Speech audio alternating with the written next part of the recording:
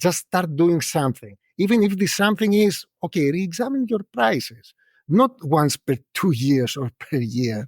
Examine them every quarter of a year at least. Not just your cost plus your margin. Do something a bit more sophisticated. Ask your customers, for instance, or your partners to establish some other benchmarks and interesting price points. Coffee's for closers only. So we've established my proposal is sound in principle. Now we're just haggling over price. Let's see how much we're going for on eBay. Man, it's the same as Dunkin' Donuts. Costs 15 times the price. Welcome to Impact Pricing, the podcast where we discuss pricing, value, and the quantitative relationship between them. I'm Mark Stiving, and our guest today is George Boretos. Here are 3 things you want to know about George before we start. In 2016, he founded a company that used AI to do forecasting. In 2018, he founded CubeRM that uses AI to help healthcare companies find and win new business. And last year, he founded FutureUP, an AI firm that does pricing. Oh, and he rides bicycles a lot. Welcome, George. Hi, Mark, and thanks for the invitation. Great to be here. Hey, thank you. So let me start with the question, how did you get into pricing? Oh, it's a long story. Do we have enough time? We got time. Let's go. Well, it started when I was in the MBA, in my MBA back in 1994. And our marketing professor there shared a very interesting case study about Shell. And Shell was at a price war back then. And they were all decreasing prices, losing money, what always happens in price wars. And there was a brilliant brand manager that decided to measure price elasticity, relevant price elasticities, and understood that he had some space to increase prices instead of decreasing them. And he did that, and eventually he ended the price war. And as you can understand, they increased their market share, and they ended up being the kings in the specific market. And when I heard about this, I was excited. I said, okay, so mathematics and this kind of principles in pricing really work in practice. And I decided that I wanted to do something with that. Eventually, I entered the marketing space afterwards, after I finished my studies, and then I was responsible for pricing as well. And this is how it all started. Okay, so then that's not the answer I would have guessed if I was guessing based on your background. Did you get into pricing first or AI first? I would say AI because I studied AI when I was in university before my MBA, where I was studying software and computer engineering. So that was first. But then it was a parallel thing because I did AI things in parallel with pricing. And then I combined them with the model that I'm still using. By the way, the model that I'm using right now, I developed it before 25 years. So it was a combination of AI and pricing back then. Nice. And so, boy, we're hearing all about AI nowadays, right? So for the last year, we've got ChatGPT, OpenAI, all of these companies with the large language models. And it's fascinating for all of us. But you've been using AI for 25 years. What's different between what you started with and what we're doing today? Back then it was primitive, so you had to discover and reinvent the wheel at each and every step of the process. Right now it's not like that. You have Python, you have R, with all these great libraries of great tools. And now you have ChatGPT, LLMs, all these great tools that are really and truly amazing. So back then, you were on your own and you had to do a lot of things yourself. And this is why I developed my own model back then. If I were to start again now, most likely I wouldn't do that. I would just benefit from the big libraries out there with great tools. It was quite different, I would say. It was quite different. So sorry for asking what I think could be a really hard question, but if you developed a model 25 years ago and today you would start over using the LLMs or at least the databases that they're all using, couldn't we say that your model is behind the times then?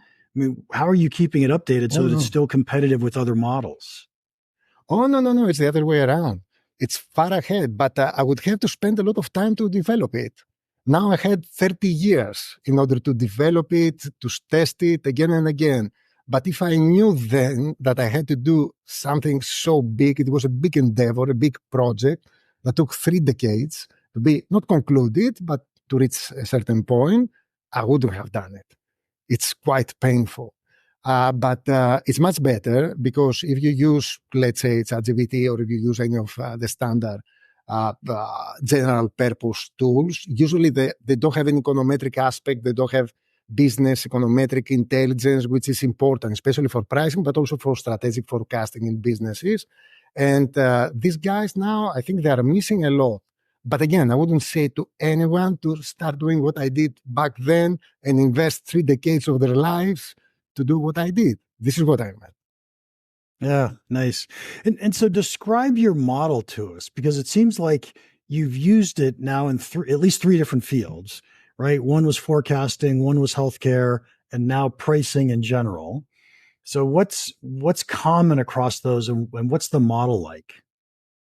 Yeah, in 2 fields. I didn't use it in the second startup company because there I invented, let's say, a completely different model because it was a different case.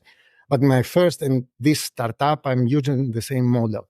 So the model is, again, an econometric model that takes into consideration several different parameters at different levels. So it's macro indicators, first of all, inflation, exchange rate, GDP, all these things. Then it's market indicators, competitors, prices, or whatever, the market size, all these things. Then at the macro level, it's market segments, customer characteristics, and also product characteristics.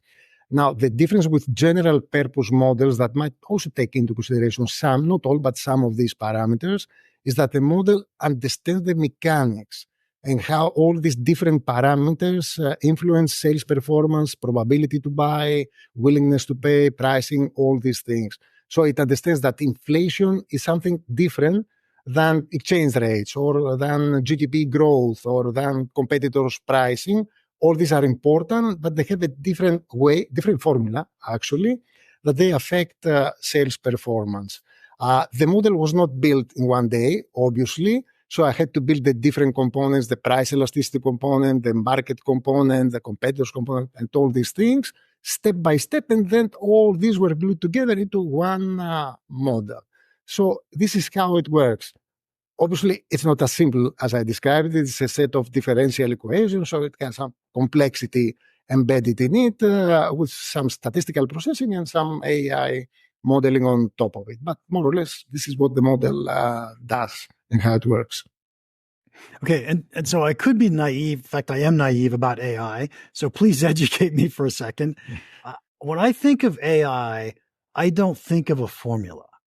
I think of it more of like a neural network or something that pops out by itself. Nobody programmed in the formula. Am I wrong about that? Actually, yes, you are, because this is just one part of AI. This is neural networks. Neural networks is one of the many, many methods that we have in order to do AI things. Machine learning, for instance, which nowadays is a subset of AI, has many different methodologies in order to do modeling in AI. And it's all about formulas. Even neural networks at their node level, they do have secret formulas. Sometimes they are linear in its most simplistic form. Usually it's non-linear, but again, there are some formulas. So it's not exactly like that. This is actually a usual misconception. Most people think that AI is neural networks. It started like that in our attempt to imitate human intelligence, but then it was broadened as a term, and eventually it encapsulated everything. Machine learning, statistics, practically everything we do to simulate things, not just human intelligence, but other things as well, or to forecast or to optimize, fall into the AI space, which is a broader space right now. Okay. So, by the way, George, you don't know this. I have a PhD. I understand econometrics relatively well, probably nowhere near as well as you do. But if I were trying to say, if I were trying to say, okay, how does competitive pricing influence demand? I would start crafting models and testing models and saying, which models do my data best fit? And so which ones give us the best predictive results on the data that we've got? And so that's me doing all the work. How is AI different than that? Well, fundamentally, it's not different, but it's more structured and has specific methods and algorithms behind it. But fundamentally, AI does the same thing. It tests different models, algorithms within the AI space. There are some error metrics and some methodologies to test that, in and out of sample testing and so on and so forth, or price experimentation, things like that. And then eventually you end up with a model that performs better than other models. And you have accuracy levels, error levels, and you see if you can proceed with this model or not. But fundamentally, what you describe, and of course, we have a PhD, so you know this process. This is exactly how it works: is trial and error. And this is why I said that what I did with my model was a painful process, because I had to try and see and check out things for 3 decades. So I cannot recommend to someone to do the same thing and wait for 3 decades. For me, it happened. I wouldn't do that deliberately. It happened, and thank God it happened, because it was a nice thing eventually.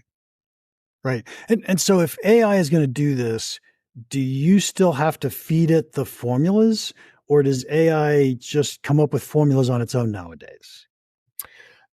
Not for my model. For other models, it might be like that. For my model, it's the parameters that need to be computed again and again through model training. But the model is a universal model that I have. I customize it per case, obviously, and I might activate or deactivate some of the elements that are relevant or not relevant per case. But eventually the model is there, and the AI doesn't do anything to alter that.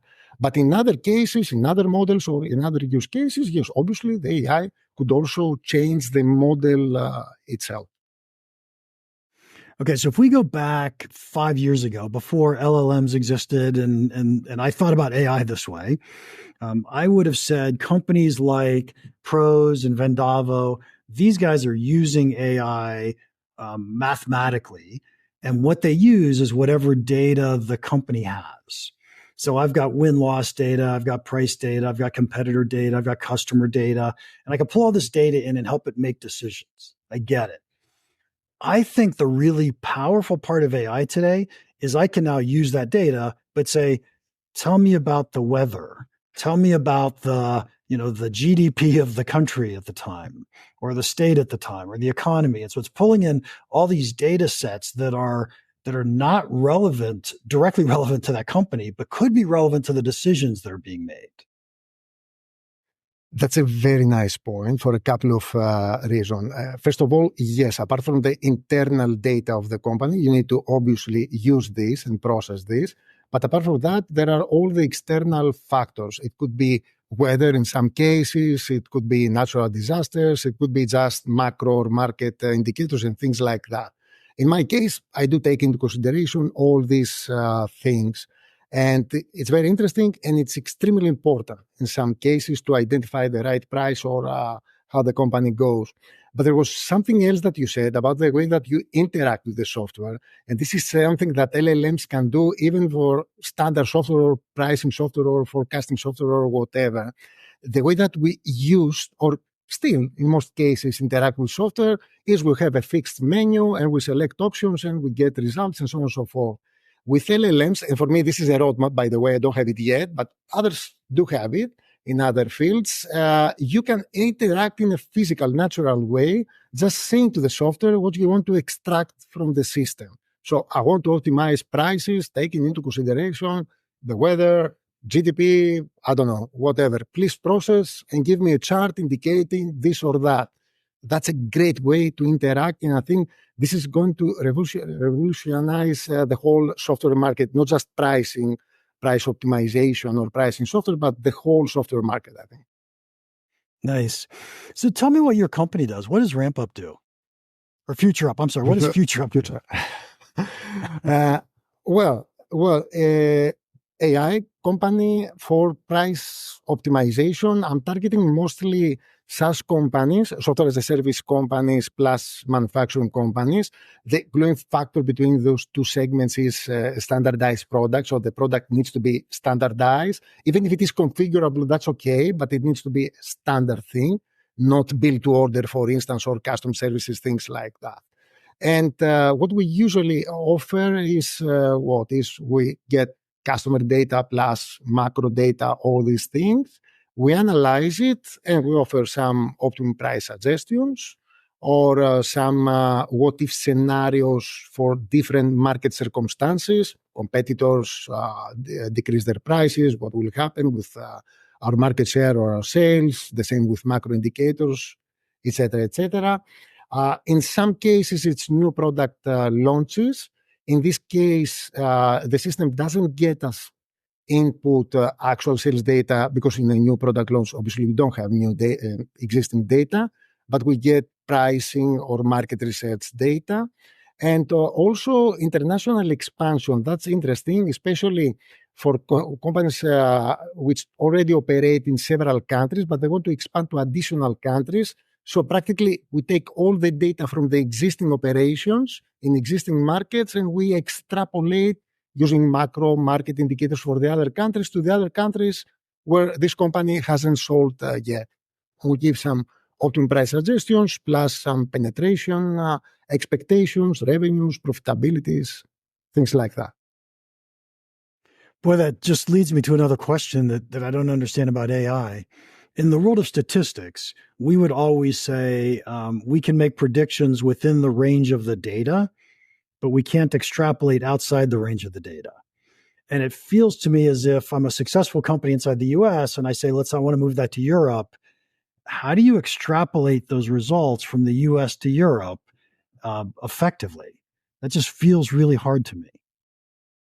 Yeah, you're absolutely right to what you say, but actually it's within the variables that we're measuring, monitoring, and processing. So if you're monitoring and analyzing, let's say, GDP, inflation, unemployment, macro indicators different per countries, but not for all countries, then that's a standard in and out of sample testing case. You have some countries, not all of them, with their macro indicators or other indicators. You analyze them and then you extrapolate. Obviously, you do that a few times with in and out of sample testing in order to understand how accurate or not the model is. And if you feel comfortable, then you move on and extrapolate to other countries where literally you don't have anything right now and you need to understand what is happening there. So this is how it goes, and you can extrapolate to new things, but you need to have some gluing factors. Some type of information that is common for all these countries or whatever you want to extrapolate or whatever you want to forecast. Yeah. So I'll give you the really weird example. So imagine I've got a software product that's here in the US that it's really successful, and I want you to predict how well it's going to do in France, and I don't change the language to French.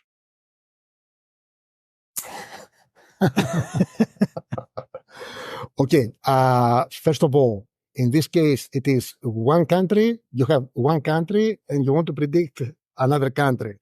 This is usually not how it goes. The in sample needs to be bigger, usually, than the out sample. So in this case, we couldn't do that. But if you have more countries, where in some you sold the software with the local language, in some other cases not, and you had this structure as an indicator, and you've seen how successful or not the software is in different countries where the language element was there or was not there. In this case, you could extrapolate. Let's say you have 10 countries for the actual sample to train the model, and then based on that, extrapolate in France, I don't know, the UK or whatever else. In this case, you might be able to do it. I'm saying you might because always you test the waters. And you see the accuracy of the model. Sometimes it's great, sometimes it's not. So you drop it. Or you use a different model. Understand. I'm just asking you really hard statistics questions, George. I'm so sorry. It just gets me thinking. It's getting scientific. Usually I don't have the chance to do this type of discussion, so I'm intrigued. let's go back to your company for a second, FutureUp. You said you focus on SaaS and manufacturers. So I assume manufacturing is mostly B2B, and SaaS, is it B2B or is it B2C as well? It could be both. It could be both. For the model, at least theoretically, it's an industry agnostic and size agnostic model and system, so it could be both. But there are many differences because B2B and B2C, it's a fundamentally different thing. The most important difference is what you can optimize. So if it is a B2C case, then you optimize the direct end price, which is visible to the customer. But if it is a B2B, then you have negotiations, intermediates, you have direct discussions with the customer, you have discounts, you have rebates, you have all these things which blur a bit the picture, but eventually you can do things there. You can optimize there as well. God, I love that answer. I was actually thinking the exact opposite. As in the B2B, I need the answer because I want to know what price I should be shooting for in the negotiations, each and every negotiation. And in B2C, I can kind of test prices to see what works. I don't need AI to tell me what works. You touch upon an interesting point and something that I'm not doing because what you are referring in B2B environment is the deal optimization, the case where you have a specific deal with a specific customer. This is what CPQ does. For instance, if it has the price optimization thing. This is what my previous company did, by the way, and this is not what I'm doing. I'm doing strategic pricing. So it's about list prices or negotiation discounts, but at a strategic level. You give guidance for Germany versus France versus whatever, or versus different market segments. But I don't give a suggestion, the system for a specific customer, a specific deal, how to do things. These are two different things. It's day-to-day pricing versus strategic pricing. I'm in the strategic pricing world. Mm-hmm. Okay. Any other differences in B2B versus B2C that you could think of? Yeah. The people that you discuss with are different. So in B2B, usually you have different negotiation paths, which are more lengthy. And this blurs the decision making, therefore pricing decisions and the pricing process even more. In B2C, statistically is a more robust exercise. Usually you have bigger numbers. In B2B, you might have a few big customers. In B2C, usually you have many smaller customers. Statistically, this is more robust and easier to statistically simulate.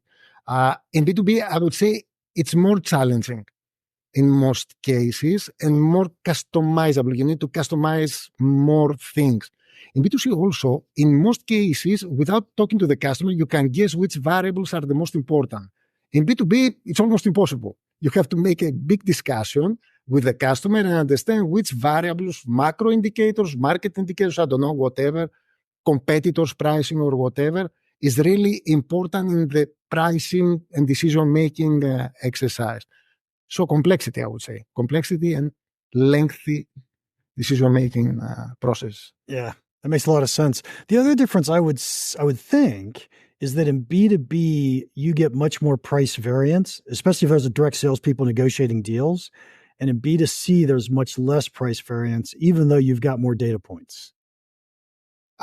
You're true. You are right in that. However, especially if you see list prices in the B2C environment versus the actual prices in e-commerce places, for instance, on websites, you would see a difference of even 40%, 30%, which is standard for B2B. This is what usually you give us a discount. So it's not a surprise to see big discounts and differences for list prices, even in the B2C environment. But I do believe and I do agree with you that the negotiation part and the discounting part is more complex and more interesting and more important for the B2B environment. Actually, is the most important. The list price is almost irrelevant. Yeah. So what size companies do you usually sell to? I would say mid-sized. I mean, not very, very big companies, because usually they have data scientists and departments, so internally they do things. Small companies, it's a bit difficult to discuss about pricing because they don't have the right mindset to discuss this and understand the benefits. And so usually it's mid-sized companies. Let's say companies around, 100 millions in revenue, 200, something like that. I don't have an exact number, but I would say something like that, perhaps even a bit more. So somebody who has desire and data, but probably doesn't have their own data scientist yet. You're the outsourced data science team. Let's say, sort of, yeah. Something like that. Solving a specific problem. Excellent. So George, I'm going to get to the final question here. What's one piece of pricing advice you would give our listeners that you think could have a big impact on their business? Pricing advice, not AI and pricing. Okay. Okay. I will go a bit like Nike here. Just do it. I mean, the biggest problem that I've seen with many companies that I've worked with or for is that they really don't do even the first step with pricing. They're either afraid or they don't understand how important it is. But for any reason at all, they don't deal with pricing as much as they should do, and they don't prioritize it high enough. So I think that's the most important thing, to understand that this is an important part of your business. For me, it's one of the most important elements of success, actually, in business. But okay, I'm biased. It is extremely important for 1,000 reasons, and you need to do something. So just start doing something. Even if this something is, okay, re-examine your prices. Not once per 2 years or per year. Examine them every quarter of a year, at least. Not just your cost plus your margin. Do something a bit more sophisticated. Ask your customers, for instance, or your partners to establish some other benchmarks and interesting price points. Start with these simple things, and I'm pretty sure that the appetite will increase internally in the organization to do more things. Eventually, they will reach value-based pricing. They will reach AI price optimization, but you need to start from something. So start doing something now. Okay. I got to tell you that I love that answer, but I want to ask you, take your best guess on why companies don't do pricing, why they don't play or test or change their pricing very often.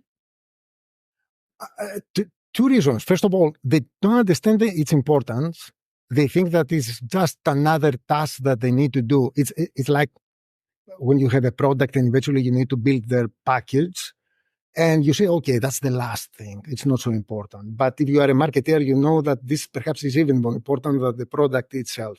It's the same with pricing. They leave it in the end at just one checkbox, another task, which is not the case. Another reason is some guys really understand that pricing is important, but they don't know how to start because they don't have the skill set. They don't have people within the organization. A common misperception, something that I had when I started with marketing, was that, okay, I'm a marketeer. Marketing is all about the 4 P's of marketing. One of them is price, so I'm the pricing guru, so I can do everything myself. This is how I started doing things in pricing back then, and I had some successful stories to share there, because it's not like that. Pricing is a big field.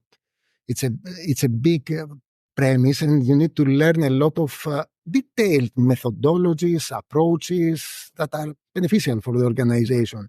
A common marketeer, as I was back then, really don't have the skill set to do that. The same for most companies, and I think this is why they don't start doing something really interesting with benefit for the company.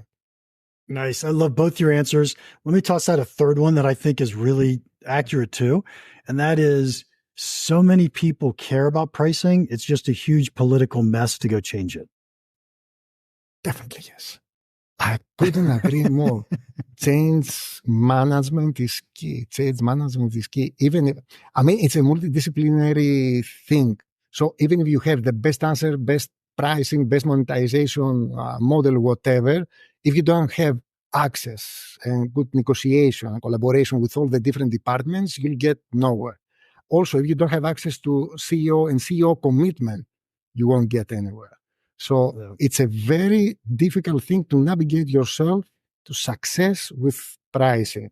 Why? Because it affects everyone, practically. Everyone. Yeah. George, this has just been a lot of fun. I hugely appreciate it. Thank you for your time. If anybody wants to contact you, how can they do that? I think the easiest thing is reach out through LinkedIn. Is George Boretos. Just LinkedIn. Use LinkedIn and reach out. I will come back. Perfect. We'll have the URL in the show notes. To our listeners, thank you for your time. If you enjoyed this, would you please leave us a rating and a review? They are the lifeblood of our podcast. And finally, if you have any questions or comments about this podcast or pricing, feel free to email me, mark@impactpricing.com. Now, go make an impact.